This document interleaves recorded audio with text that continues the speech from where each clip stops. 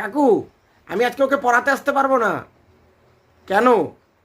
মারাত্মক মারাত্মক পরিমাণে এখানে বৃষ্টি হচ্ছে, মানে এতটা মারাত্মক যে আপনি ধারণাই করতে পারবেন না।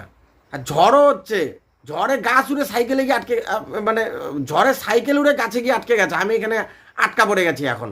আচ্ছা ওখানে রোদ, দেখুন তাহলে ওখানে রোদ আপনাদের, আর এখানে এরকম ঝড় বৃষ্টি হয়ে যাচ্ছে, মানে এখন এরকমই হচ্ছে, বাইরে রোদ ঘরে বৃষ্টি, মানে যেখানে মেঘ সেখানে বৃষ্টি, মেঘ যেখানে নেই সেখানে বৃষ্টি হয়ে দেখাতো তাহলে বুঝতাম। শুধু শুধু পড়াটা মিস গেল। আমি মিউট করে কথা বলছি, ওই জন্য ঝড় বৃষ্টির আওয়াজ শুনতে পাচ্ছেন না। মিউট না করলে তো ঝড় বৃষ্টির আওয়াজ আবার আমার কথা শুনতে পারতেন না, সেই জন্য। ঝড় থামলে আসবো, ঝড় তো আজকে মনে হচ্ছে না থামবে, এটা যে কদিনের নামে ঝড় নেমেছে বুঝতে পারছি না। আমি বাড়ি যেতে পারবো কিনা সন্দেহ আছে। সাইকেলটা গাছে গিয়ে আটকে গেছে, ওটা পারার সময় হাঁটু অব্দি জল ছিল, এখন দেখছি এখন পারতে পারতে এখন কোমর অব্দি জল উঠে গেছে। আশেপাশে একটা নৌকাও দেখতে পাচ্ছি না, তো সাঁতারও পারি না আমি। সাঁতারটা পারলে সাঁতার কেটে যেতে পারতাম পড়াতে, শুধু শুধু পড়াটা মিস গেল।